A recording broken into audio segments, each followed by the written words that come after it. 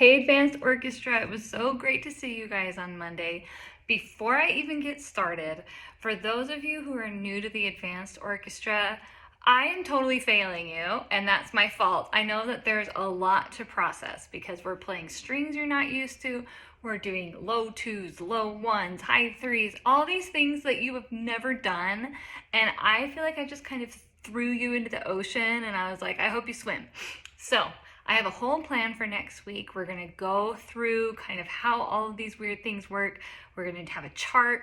I'm also going to go through your music and write in these weird things and make you new copies. So if you're feeling overwhelmed, that's my fault. 100% my fault. So please don't freak out.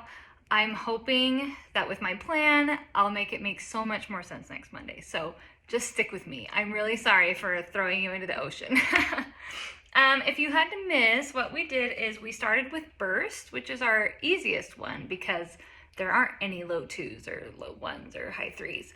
And we kind of played the whole thing. I mean, I feel like this whole second half was like kind of, but we kind of got an overview. So Burst, you should be able to kind of start trying to figure out all of the notes. Then we went to Carol of the Bells, which is, for contrast, our hardest one. We went to about 37, and then when you get to measure 37, if you're a violin or a viola, this is your hardest thing in the whole concert. And so I really want to try to start tackling it now because it's going to take some time to get used to, and then it's going to take some time to get it fast. So there at 37, let me just talk you through it really quick.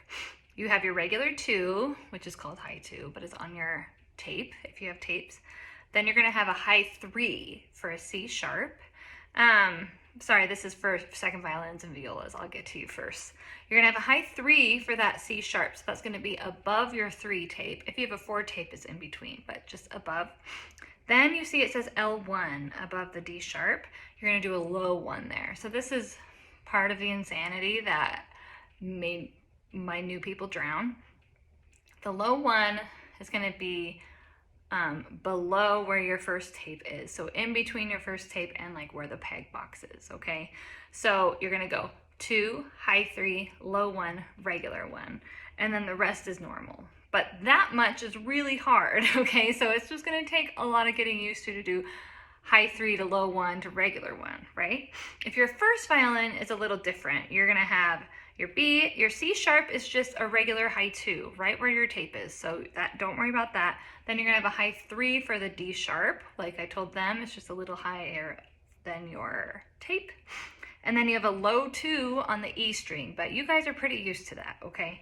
So actually this is harder for the second violins and violas than it is for the first, but everybody's gonna have to do it quickly, and that's gonna be the hardest thing. So if you could try to practice the measure 45, and just really try to get that section figured out. We'll go through it more next week. Then we went to Legends of Glory. We went to about 41. I know that there's a lot of confusing things in there too.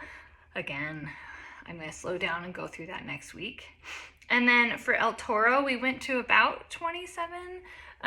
It's going to kind of repeat itself after that. So if you could practice a 55, that would be great. If not, that's fine too. I know some of you, the El Toro thing like clicked right as soon as class was over. So hopefully that will help. But again, I promise I will make it make sense next week. So I'll see you then.